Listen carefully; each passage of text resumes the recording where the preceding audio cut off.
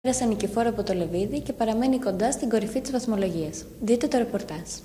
Κανένα απολύτως πρόβλημα δεν αντιμετώπισε η Φαλαισία στο Λεβίδι, όπως είναι και το σκορ, κέρδισε τον ερχομενό με 5-0. Το σκορ ανοίγει σε αυτή τη φάση στο 10ο λεπτό ο Καραχάλιος με κοντινή κεφαλιά, μετά από ατομική ενέργεια και σέντρα του Πότια.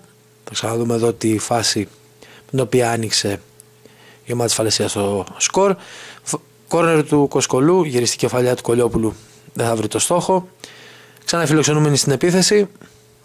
2 λεπτά αργότερα, στο 12, ο Κώστας ο Κολιόπουλος με αυτό το διαγώνιο σουτ, το ύψος μικρής περιοχής, κάνει το 0-2.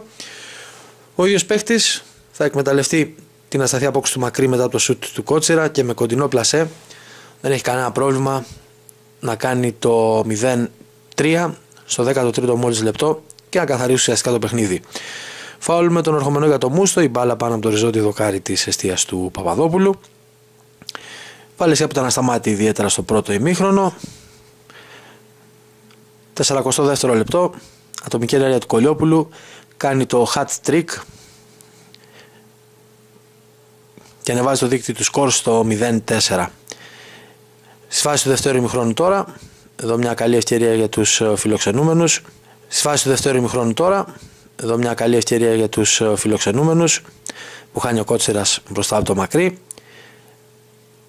Ξανά ο Κότσιρας θα προσπαθήσει να πλασάρει το τερματοφύλακα του ερχομενού με αυτό το ψιλοκρομαστό πλασέ. Μακρύς διώχνει την μπάλα σε κόρνερ που εκτελείται μέσα στην περιοχή, κεφαλιά του Πότια πάνω από το οριζόντιο δοκάρι. Ο ερχομενός προσπάθησε να πετύχει τον γκολ της τιμής, μια σέντρα του Ντρέου, κοντινή προβολή, μπλοκάρει ο Παπαδόπουλος. Ξανά ο Πότια, μια ωραία ατομική ενέργεια και ένα διαγώνιο σουτ, στέλνει την μπάλα να περάσει δίπλα από το δοκάρι. Νέα απόκρουση του Μακρύ σε σουτ του Κότσιρα. Πότια βγάζει την μπάλα έξω και πάλι στον Κότσιρα, ένα δυνατό σουτ, η μπάλα περνάει λίγο out. Ξανά φάουλ με το Θοδωρή το Μούστο. Ο Παπαδόπουλος θα διώξει με ωραία εκτείναξη την μπάλα σε κόρνερ.